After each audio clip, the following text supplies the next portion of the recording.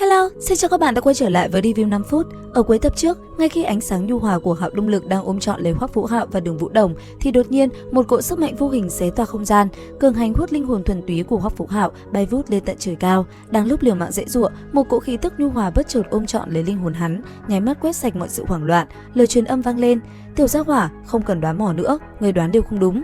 Ngay sau đó, một cỗ lực lượng vô hình uy hiếp, vạn vật xung quanh hóa thành thất thải sắc, rồi không ngừng điên đảo giữa hắc và bạch. Hoắc Vũ Hạo lập tức bạo nguyên quy nhất, thu nhiếp lấy linh hồn lực của chính mình. Khung cảnh điên đảo kết thúc, linh hồn hắn đáp xuống một sơn cốc ngập tràn thiên địa nguyên khí.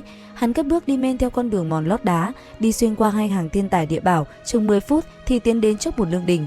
Bên trong đình, một thanh niên tóc vàng anh tuấn cùng một lão giả tóc hoa râm đang ngồi đối diện đánh cờ. Thân thể hai người hoàn toàn không tỏa ra mảy may năng lượng dao động. Hoắc Vũ Hạo lặng lẽ tiến đến bên bàn cờ quan chiến. Ván cờ vừa hạ màn, thanh niên tóc vàng mỉm cười nói: "Lão sư, người tâm đã loạn, cảm xúc dao động lớn, lại không có cơ hội nha." Lão giả tức giận: "Tiểu tử thối, con liền trước giờ cũng không biết nhường ta một chút, thiệt thòi ta năm đó vất vả dạy bảo con thành tài." "Hừ." Thanh niên dỗ dành: được rồi, người liền đừng nóng giận, hôm nay cơm trưa để con làm, như thế nào?" Lão giả vung tay lên, toàn bộ quân cờ lập tức tự động bay lên, chia làm hắc bạch rót gọn vào hai chiếc hộp. Thanh niên tóc vàng đứng dậy duỗi lưng một cái, đi về phía đầu kia của lương đình, rồi vẫy tay gọi: "Tiểu bằng hữu, người cũng tới đi." Bước vào gian bếp rộng lớn, khí trường của thanh niên lập tức ngưng trọng như núi. Hắn rút ra một thanh tiểu đao dài 5 tấc tỏa lam quang, vung đĩa và chín quả dưa leo lên không trung, miệng ngâm sướng: "Quỷ thủ rơi chỗ kinh thiên biến, điêu thành sóng trăm vòng xoáy.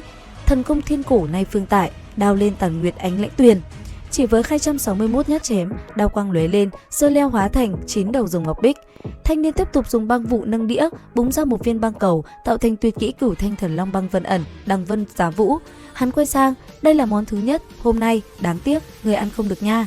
Hoắc Vũ Hạo thốt lên: "Tiền bối, đao pháp của người quả thực là quỷ phủ thần công, quả thật quá cường đại." Thanh niên liền hỏi: "Muốn học không? Chỗ tinh diệu của Long Vu Tập Vũ đao pháp của ta, trải qua dung hội quán thông, đã đến cảnh giới trăm pháp đều thông."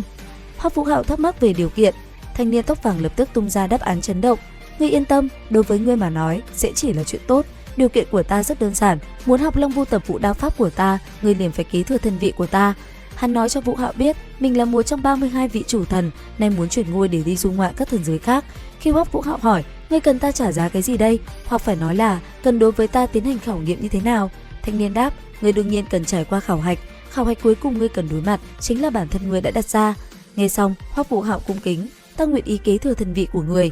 Thanh niên giơ ngón trỏ điểm lên trán Hoắc Vũ Hạo, cấy vào hạt giống thần kính, khiến linh hồn hắn thăng hoa thành thần thức. Lời căn dặn cuối cùng vang lên: "Hoắc Vũ Hạo, từ một khắc này bắt đầu, người chính là người thừa kế của ta, thần vị của ta là Tinh Tự Thần, ta tên Dung Niệm Băng." Ngay sau đó, linh hồn Vũ Hạo bị đưa về. Quỷ chủ lão giả hiện ra bên cạnh Dung Niệm Băng, nhắc nhở: "Ngươi lần này thế nhưng chơi có chút lớn a, tiểu tử này thế nhưng là người kia tuyển định, ngươi được lắm, chặn ngang một tay." Dung Niệm Băng đắc ý đáp: "Bây giờ gạo nấu thành cơm, cho dù bị hắn phát hiện, hắn cũng không có cách nào." Trở lại hiện thực, linh hồn Hoắc Vũ Hạo dung nhập lại thể xác. Hồn lực huyền thiên công của hắn nay lấp lánh thêm một tầng ánh sáng hắc bạch thần tính, kích thích hồn lực của Đường Vũ Đồng khôi phục ánh sáng lam tử sắc. Hai luồng sức mạnh cộng hưởng đẩy uy lực Hạo Đông Lực tăng vọt 50%, tiệm cận tu vi Phong Hào Đấu La cấp 92. Cả hai tiếp tục nhập định tu luyện. Ngoại giới lúc này đã trôi qua 7 ngày, bên trong Hải Thần Các, nương theo tiếng long ngâm trầm thấp, phong xoáy kim sắc của Hạo Đông Lực hóa thành khí lưu triệt để dung nhập vào cơ thể Hoắc Vũ Hạo và Đường Vũ Đồng. Đang lúc cả hai tình trạng ý thiếp, giọng nói tức giận của Huyền Lạ Bộ vang lên bừng bừng: "Hai người các ngươi, nếu dự định biểu diễn cho đám lão già chúng ta nhìn thấy, liền tiếp tục, nếu không, liền mau về đường môn các ngươi thôi. 7 ngày thời gian, các ngươi đem Hoàng Kim Thụ tản mát ra thiên địa nguyên lực, hấp thu 1/3, không đến 3-5 năm đều khôi phục không được." Cả hai giật mình hoảng hốt, vội cung kính bái tạ rồi dắt tay nhau bay thẳng về đường môn. Vừa bước chân vào cửa, cả đường môn nháy mắt bùng nổ trong không khí náo nhiệt, nghênh đón Vương Đông Nhi trở về. Bối Bối bước ra, ôm trong lòng một Đường Nhã sắc mặt tái nhợt, nhưng ánh mắt đã khôi phục vài phần linh động.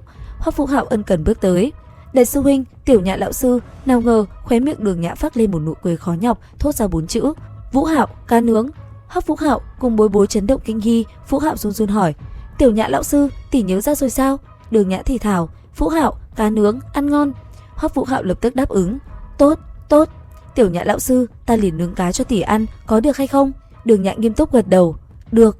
Bữa trưa hôm đó lập tức biến thành một đại yến cá nướng. Hoắc Vũ Hạo đích thân hạ chủ chiêu đãi tất cả đồng bạn, giúp Đường Nhã thỏa mãn ăn liền 2 con rồi chìm vào giấc ngủ êm đềm. Thế nhưng bát đũa vừa buông, Hiên Tử Văn đã sầm mặt xông tới, cường hành lôi tuột Hoắc Vũ Hạo vào phòng nghiên cứu hồn đạo khí làm việc, để lại Đường Vũ Đồng một mình tiếp tục tu luyện tại đường môn. Đến đây thì cũng hết tập 145 Tuyệt Thế Đường môn 2. Xin chào và hẹn gặp lại các bạn.